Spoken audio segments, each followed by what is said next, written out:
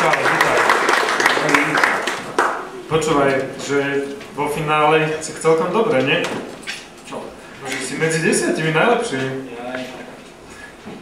Si slabá konkurencia? Ja neviem, ja som šokovaný, že niečo s takýmto názvom niekde nominovali. To aj ja, počúvaj, ty si to nejak programovo tam zaradil ten názov, to viem, že sa ťa asi každý pýta, ale jak to vlastne vzniklo? Ten názov sa hodí, ale na tú knihu, nie? To je citát z knihy, však ste to počuli, je to okrem toho jeden z hlavných motivov v knihe. Tu sedí. Ty si stredoslovák, vlastne aj preto sme ťa sem zavolali, okrem toho, že sa nám celkom páčilo to, čo si napísal. Ty si napísal prvú knihu v roku 1999.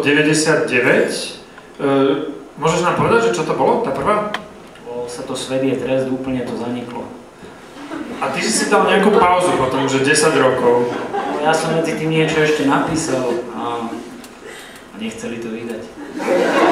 Ale možno, že teraz, keď vyhráš, tak vydajú, nie? No teraz už je to dobré, už mám dobrého vydavateľa, ktorý chce vydávať moje knihy. Tak to gratulujem, lebo to je asi základ celkom. Počúvaj, no tak po 10 rokoch druhý román, tak koľko teraz budeme čakať na tretí? 3 mesiace. No prosím pekne, tak to už asi aj o ňom niečo vieš? No už ho dokončujem. Buď vyjde do konca roka, alebo začiatkom ďalšieho roka. Bojím sa opýtať na názov. Malo by sa volať Kruhy v obilí. Dobre, menej úderné ako toto, ale má to šancu preraziť.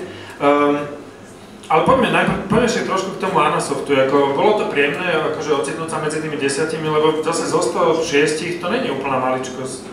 No, ja som nad tým nejak ani predtým neuvažoval, aj keď Anasoft som sledoval, pretože to je taká slovenská Man Booker Prize.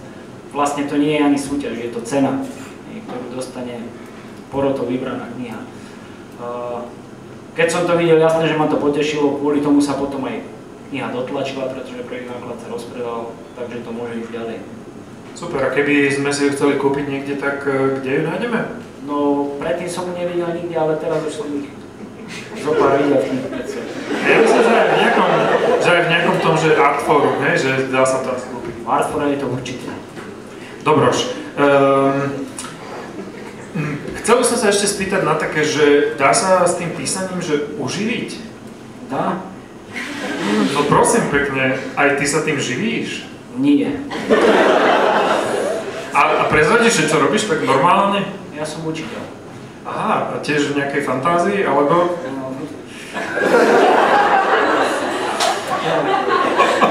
Kľudne povedz, určite to nikto odrazní. Som na obchodnej akadémii v Prievidzi. Dobre, tak to skipneme, dobre? Počúvaj, ja som veľmi rád, že si došiel a meral túto cestu k nám. Ja fakt ti držím palce. Máš ty nejakého favorita medzi tými 10?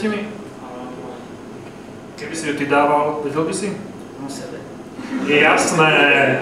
Takže toto je Rumpli.